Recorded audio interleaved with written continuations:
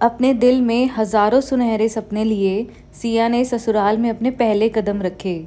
ससुराल पक्ष में पति पंकज के अलावा सास ससुर और जेठ जेठानी थे। अच्छा खासा संपन्न परिवार था। सिया के पति पंकज एक कंपनी में इंजीनियर थे। वो दूसरे शहर में रहते थे और हफ्ते भर में ही घर आते थे। वहीं जेठ और ससुर जी का अपना खुद का कारोबार था। वे सुबह जाते और शाम को ही घर आते थे। सिया ने आते ही घर के कामकाज संभाल लिए थे और सभी की पसंद का भी पूरा ख्याल रखती थी। उसने कभी भी काम ज़्यादा होने की शिकायत किसी से भी नहीं की थी। सारा काम आते ही सिया को सौंप दिया गया। रसोई घर में ना तो जेठानी जी और ना ही सासू माँ फटकती थी। सिया को काम का बोझ तो लगता, लेकिन नहीं बहू जो ठहरी थी, किसी से कुछ भी नहीं कह पाती थी वो। सिया इतना तो समझ ही गई थी कि माँ जी का लगाव जेठानी जी की तरफ कुछ ज़्यादा ही है। लेकिन सिया ने सोचा, कोई नहीं, मैं भी माँ जी के दिल में जल्द ही अपने लिए जगह बनाकर ही रहूँगी। ये सब सोचकर सिया खूब सलीके से घर के सब कामकाज निपटाती और बड़े ही आदर भाव से सबके साथ बातें करती। सिया के ससुर जी हमेशा सिया की मेहनत देखकर मन ही मन तारीफ करते। कमला जी के सामने उनकी इतनी हिम्मत कहाँ थी कि वो बहू के लिए कुछ बोल पाएं।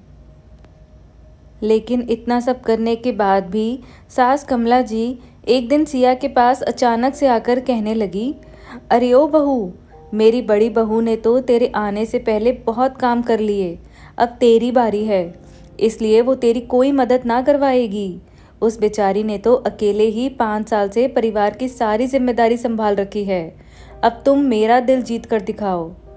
सिया को कमला जी की बात सुनकर बड़ा ही अजीब लगा, क्योंकि दिल जीतने की कोशिश तो सिया 1 महीने से कर ही रही थी।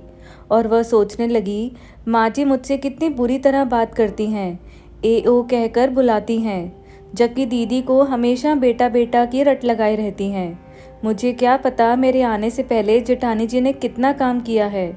सुबह से लेकर शाम हो जाती है, कमर भी सीधी नहीं कर पाती हूँ। पता नहीं और कितनी परीक्षा देनी होगी मुझे ससुराल में। तभी एक दिन सिया को सुबह उठने में थोड़ी देरी हो गई। अरे ओ मैडम, कब तक सोई रहोगी? घर के कामकाज कौन करेगा? यहाँ कोई तेरा नौकर थोड़ी है जो घर के काम कर देगा। जल्दी से रसोई घर में आकर नाश्ता बना दो। तेरे ससुर और जेठ जी को अपना कारोबार भी संभालना है। तेरे मन में क्या है आज, ज़रा साफ साफ ही बता दो। कमला जी ने टोंट कसते हुए कहा, बस कीजिए माँ जी, बहुत हुआ आपका कहना और मेरा सुनना। कल रात आपने ही अचार का मसाला तैयार करने को कहा था, इसलिए रात को सोने में मुझे देरी हो गई थी। 10 मिनट देरी से क्या उठी, आपने तो सारा घर ही सर पर उठा लिया। इतना काम करने के बाद भी आप मुझे ए ओ जैसे शब्दों से बुलाती हैं, जबकि जेठानी जी कोई काम भी नहीं करती, फिर भी आप उनको पूरे दिन बेटा बेटा बोलती हैं। मुझे नहीं पता मेरे आने से पहले किसने कितना काम किया है, लेकिन अब से मैं सारे घर के काम नहीं करूँगी। और हाँ, घर सबका है तो जिम्मेदारी भी सबकी ही होगी ना माँ जी। इस घर पर मेरा उतना ही हक है जितना कि जेठानी जी का है। आज अगर मैं ज़रा लेट हो गई तो जेठानी जी बना देती आज का खाना। आप घर के कामों का बंटवारा कर दीजिए, नहीं तो मैं चली फिर से सोने अपने कमरे में। आप अच्छे से सोच समझ लीजिए, जब आप निर्णय ले लें तो मुझे बुला लेना। और हाँ, एक बात और, आप अपने घर में एक बहू लेकर आए हैं, काम वाली बाई नहीं। मुझे अपने अधिकारों का अच्छे से बोध है। इतना कहते ही सिया ने अपने कमरे का दरवाज़ा बंद कर लिया। अरे ओ मैडम, आज तो तुम कुछ ज़्यादा ही बोल गई हो। कल मेरा बेटा पंकज जैसे ही घर आएगा, तेरा बोरिया बिस्तर तेरे मायके में ही पाएंगे, समझ गई तुम? कमला जी ने जोर से चिल्लाते हुए कहा। सिया ने तपाक से दरवाज़ा खोलते हुए कहा, माँ जी, ये सब मैंने पंकज जी से पूछकर ही कहा है। और हाँ, ये घर मेरा भी है और कोई भागकर नहीं आई हूँ यहाँ। सभी सामाजिक रीति रिवाजों से शादी करके आई हूँ।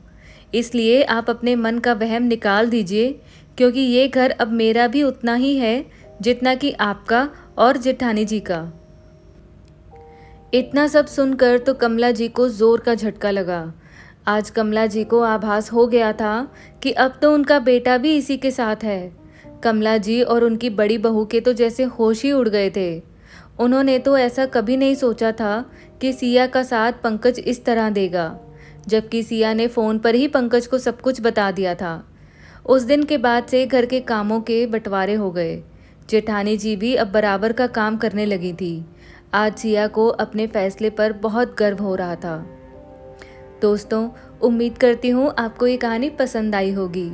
मुझसे जुड़ने के लिए आपको बहुत बहुत धन्यवाद।